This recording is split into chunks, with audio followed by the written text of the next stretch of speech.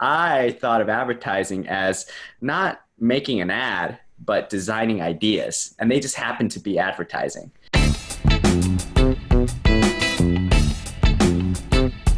Welcome back to the Outsourcing Scaling Show. I am here with a special guest, Sef Chang. Sef, how are you doing today? Doing great. Thanks for having me on. Yeah, thanks for being on. I'm excited to talk to you. I know you're a big YouTube creator. For those of you who don't know, he's a product developer, a daydreamer, his words, innovating straight out of Los Angeles, California. He's successfully licensed ideas to companies and gets paid royalties, living the dream. He's the YouTube creator that runs a YouTube channel called House of Royalties, where his goal is to document and demystify the world of product licensing. Did I say that word right? Demystify. Demystify. Close. Yeah. Close. One licensing deal at a time. Thanks so much for coming on. Yeah, I'm really happy to be here. Nathan, I've been following you and your company for a while, and it seems like you're constantly doing some amazing stuff, and I'm super happy, to be chatting with you. Yeah, excited as well. I want to talk about all that. I want to dive into the crazy world of royalties and YouTube. But first, let's take a gigantic step back. What were you like growing up? Were you a rebel? Were you a straight-A student? Did you know that you wanted to become an entrepreneur? I still don't consider myself as an entrepreneur. I just do stuff. Okay. But I do remember when I was young, especially in high school, where I always wanted to be on the side of making and creating things. And I always found my own path to doing things. And me being Asian and having Asian family, parents, and they're like, you got to go to college. You got to go to this college. They're naming all these schools. And I'm like, yeah, what's the whole point about choosing your college when the real question you should be asking is, what do you want to do after college? And then choosing which college I should go to from there. But then I realized in high school, like, hey, I should start feeding more and more energy and time into me essentially doing creative stuff and making things that I eventually ended up, finding my path into an art school. And the stereotype amongst Asian parents is that going to art school, why don't you want to be a doctor or something? It costs the same. It's just without the blood. But that's something that I always wanted to be on the side of making stuff. So I quickly found out that advertising was a little trick to getting a taste of making everything and being a specific creative in the advertising field.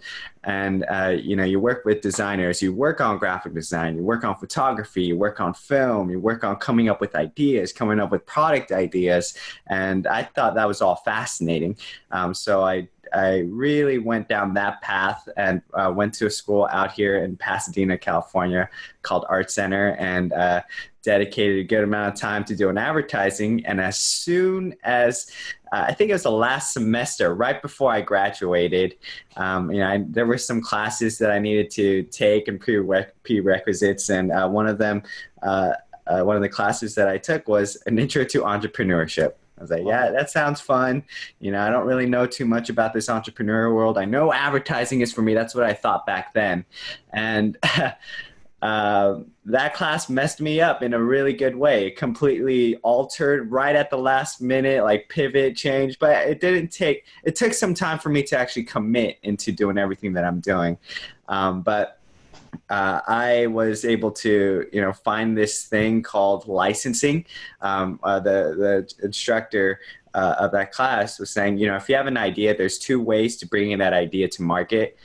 One is venturing or creating a startup, doing it on your own, using your own money or finding money, borrowing money, getting all the team and resources together and, shipping your products out, ship it. The other path would be licensing. And that is where you just come up with ideas. Then you find companies that are potential makers of this idea. Like, yeah, you would want to go and ask them, hey, is this product or idea, interesting for you? And like, yeah, we love this idea. That's the ideal dream.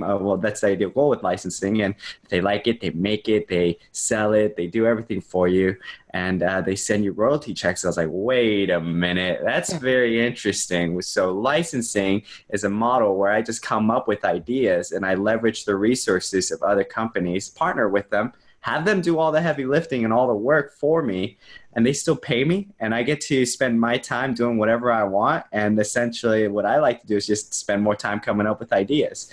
And going back to advertising, that's what I thought advertising was, where, you know, being in surrounded by other types of designers and specialized, you know, technicians of design. You know, there's graphic designers designing all things graphics. There's transportation designers designing all things transportation.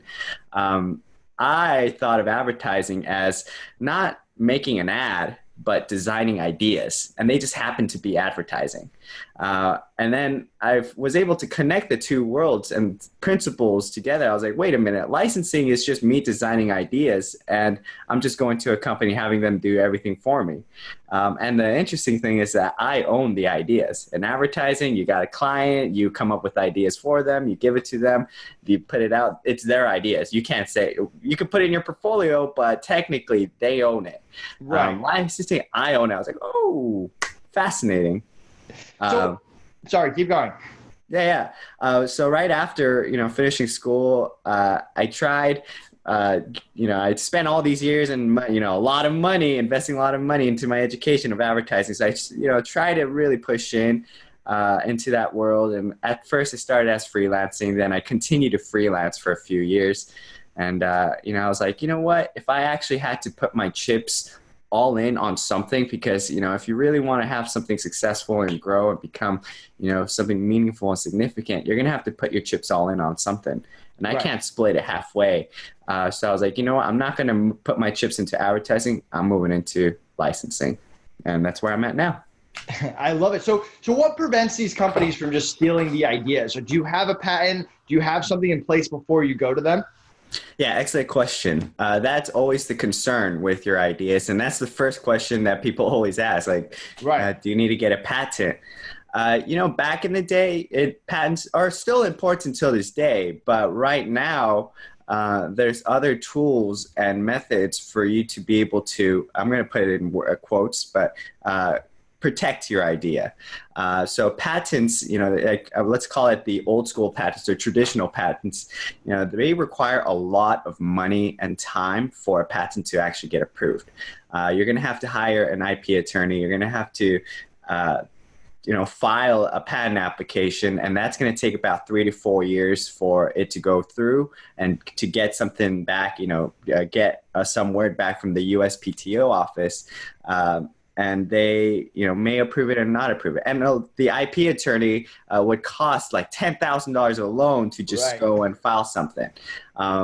You know, me going to an art school and getting student loans, I'm not going to invest $10,000 of my own money on an idea that hasn't been completely validated yet. Sure, it'll be cool to go and say I own a patent on something, but your patent doesn't mean anything if it's not selling and it's not proven. So the modern day version of it, or I like to call the modern day version, is the patent pending. And you see that on products everywhere, you know, as seen on TV, you see it on products, you see it on the packaging. And patent pending just means that you're in line to get, you know, file for the actual patent. And what that does is it gives you a year of patent pending status to put on your product to give a perception of your ownership of that idea. So companies would be hesitant on taking those ideas. And the way to do that is you file a thing called a PPA. It's provisional patent application. It costs $65. You could do it online by yourself. You hear back whether or not if you're approved within 3 weeks to 3 months at most. And then once you're approved, you get 1 year patent pending. And then you could shop it around to any companies. Another little trick is putting a copyright onto it, but we'll talk about that a little bit more. But the biggest thing is that I want to remove any negativity and doubts that people have when it comes to their ideas, because that's when they get stuck. And that's when the paralysis by analysis kicks in and they just overthink and they think of like, oh man, what if this company steals my idea?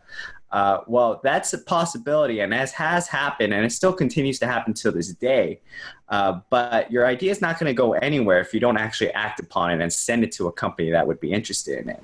Right. And if you think about companies, the model that this licensing world is called open innovation. It just means that companies open their doors, allow the world, anybody around the world, to submit ideas to them, and they could go and make it and sell it and say that it's their own when it's really your idea that you're renting to that company. So if there are companies that operate and rely on an open innovation model, and they're heavily dependent on people submitting ideas from outside the world to go and stay competitive and relevant and constantly putting new products out, they're going to be quite careful to make sure that they treat their in our world, I call it the product developers, not quite inventors. Inventors tend to have a kookiness perception to it, right? In their bathrobes in their garage, being all, bitter. Now, product developers, they're gonna not be as, malicious, and they won't do anything like that, because there's a lot of risk that comes onto their part. If you get caught stealing an idea, I could sue you. I could hire up some, most likely they're going to have a bigger army of lawyers, but I'll go and put everything that I can do and fight to make sure that, hey, that's my idea. Here's the proof. And they don't want to go into that. They don't have time for that. They don't have the money for that. They don't have the resources. They'd rather put that resources into creating new products and making money with it. For example, a really big heavy hitter in this open innovation world would be Procter and Gamble. So P&G for short, Procter and Gamble, or P&G, they have a bunch of companies under them like Tide, Bounce, you name it, and they have something in it. They're huge. Ever since 2008, I believe, more than 50% of their products has come from outside of their doors. Okay, 50% is a lot. And Procter & Gamble is a huge company. And there's other, there are competitors like Unilever. If Procter & Gamble gets caught and has a reputation of stealing ideas, I'm no longer going to go and submit my ideas over to P&G. I'm just going to go over to Unilever, their competitor, and help them out, because they're treating their product developers right. If P&G does not want to go down that route, so they're like, hey, we'll treat with everybody with respect, and do and be courteous, and we don't want to do anything funky, because we want to have ideas continue to come in. I love it. So you're making a full-time living just off the royalties, is that right? It's a full-time on its way. It's not a complete full-time yet. I'm living off of my freelance money that I saved up. But yeah, if you go and there's an unlimited amount of ideas, right? And if you're able to go find those ideas and submit your ideas to companies, you could have multiple streams and theoretically unlimited amount of royalty checks coming in. And licensing, I focus specifically on the product aspects of licensing. So it's product licensing, but licensing is a business model that hits different types of mediums. So there's music licensing, photo licensing, brand licensing, character licensing, video licensing. Let's take music licensing, for example, all right? And let's do some, like, Rick James, Superstitious. We'll use that song. He's still making royalties off of that, even though he's no longer here, right? So every single time someone plays his song on Spotify or Apple iTunes Music and all around the world, he gets like 0.0000010 cents, 1.5 cents. It's not a full penny, but if you add those numbers up around the world from everybody listening to it over and over and over again, those royalty checks add up. And still till this day, he's still probably making money on it. Love it. Awesome. So I guess my question is, where does the freelancers, where does the virtual assistants come in? What are you using them for? I have two things that I'm running at the same time. So I've got my licensing business where I'm renting out my, coming up with ideas and I'm sending them out to companies. And then I've got the other side, which is documenting my licensing process and sharing my licensing experiences with other people that are interested in this world.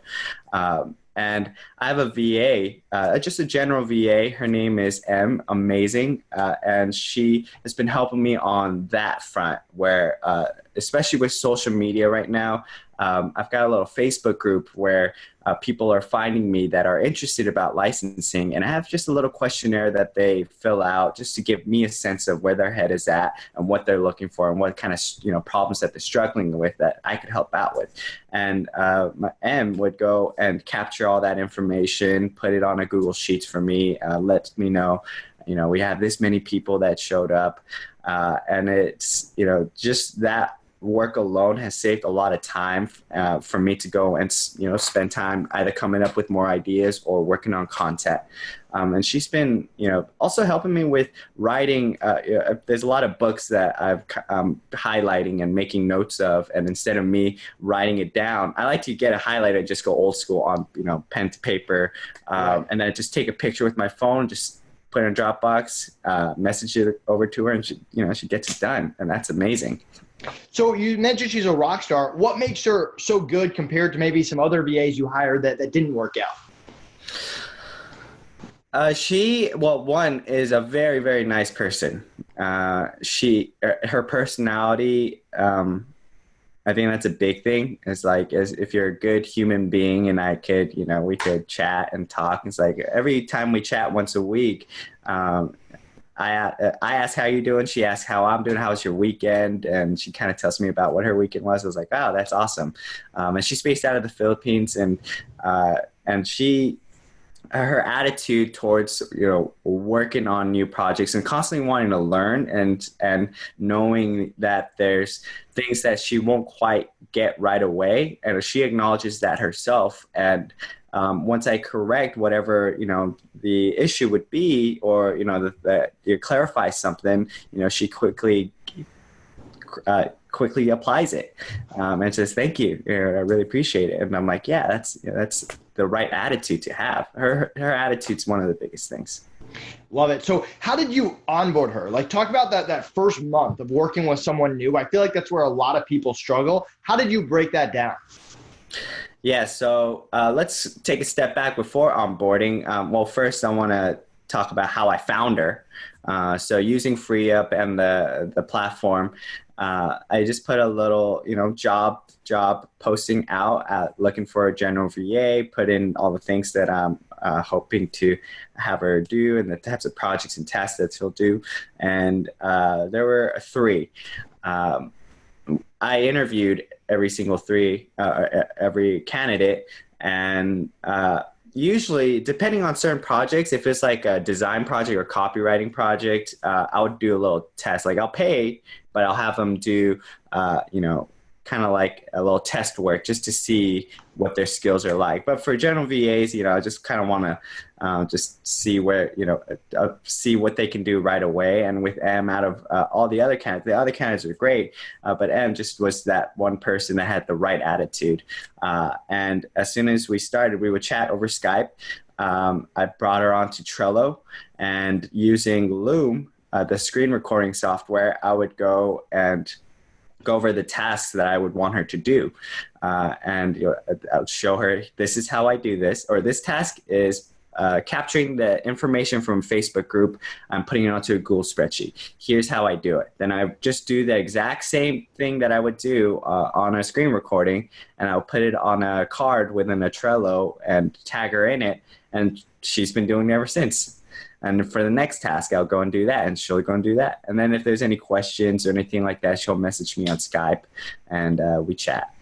So what communication channels do you use? You use Skype, you use email, anything outside of that? Skype is pretty much it. And the project management software would be Trello. And whenever she gets, does any specific tasks like doing data, capturing data, doing internet research, you'll just put it on Google Docs. It's quite a lean, of the tools that we use. It's all free and they're really good, and you could do a lot with it. What other hiring tips do you have? If someone's looking to hire a virtual assistant, they've never done it before, looking to hire a freelancer, or maybe they have done it, but they want to do it at a better level, what else can you share? Always have an open mind, and look at things as a progression.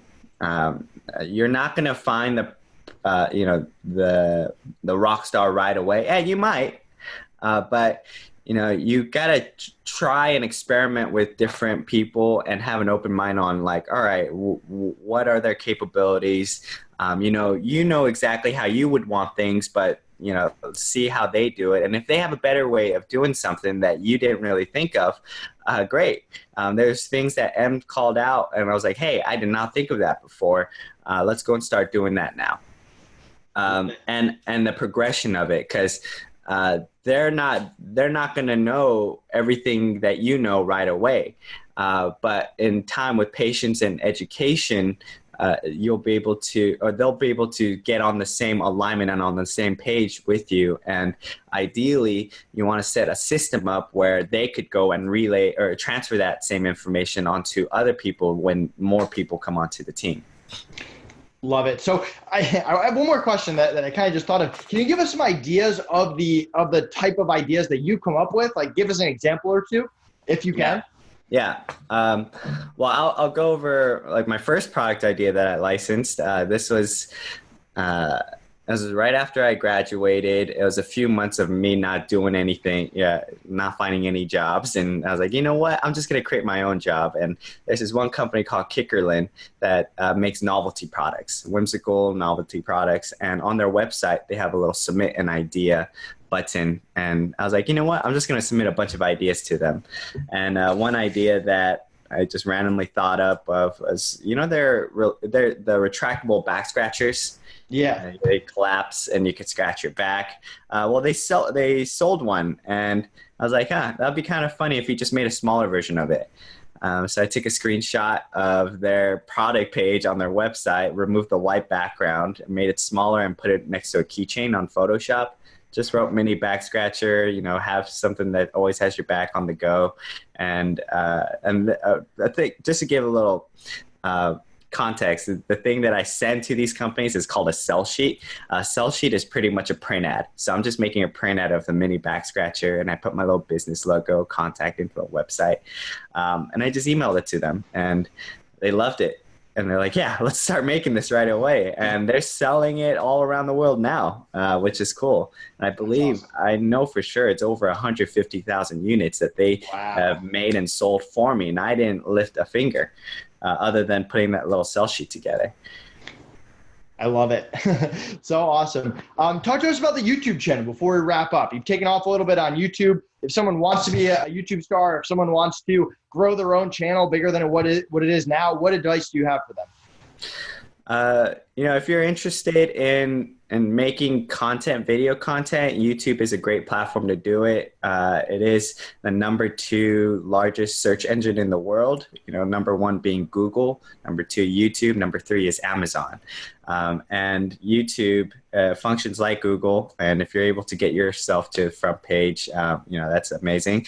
But it is, YouTube is a fascinating space where you're able to talk about anything and do anything. And for me, I talk about licensing and document my licensing process because there's not that many people talking about it. They always talk about startups and getting investments and doing, getting seed capital and all that stuff. But that just means you're borrowing money and it's all trendy and stuff. But I'm like, I don't want to deal with that. I'd rather have another company make it for me. And because there aren't that many people talking about it, I thought I might as well just kind of pitch in on the conversation. And my goal and hope is that more people get a bug like I did for licensing, and they would want to start contributing and creating YouTube videos. And YouTube, just videos in general, is a great content to be able to dissect and use in different, parts of social media. So for this podcast video, for example, this video could end up on YouTube, but then the audio ends up on podcast, and then you could clip everything up. You could have a transcription version, you could have a summary version. There's a lot of things that you could pull off of just a video. And that definitely helps a lot with creating content for the stuff that you create. But going on my YouTube channel. If you're interested about learning licensing and how to make your ideas happen by another company doing all the heavy lifting, and they pay you in royalties even while you sleep, I encourage you to check out my YouTube channel called House of Royalties. And from there, there's also a website that people could find more free resources. There's a lot of stuff that I just give out for free. And I actually have one for your members and audiences, Nathan, and the website is freeup.licensingstarterkit.com. And it's just a little toolkit of free resources to get people started on the licensing path on the right foot. So it's freeup, FREEUP.licensingstarterkit.com. Sef, thanks so much for coming on. This has been awesome. I learned a lot. I didn't know that much about royalties going into it, so I really appreciate it. And yeah, I look forward to continuing to work with you. Have a great rest of the week. Yeah, thank you for having me on, Nathan. This was fun, and it'd be great to chat with you again sometime down the line. And thank you for everything that you're doing with FreeUp. Hey everyone, thank you so much for watching. Did you enjoy this content? If so, click like, leave us a comment, and subscribe to our channel so we can continue bringing you great content all about hiring.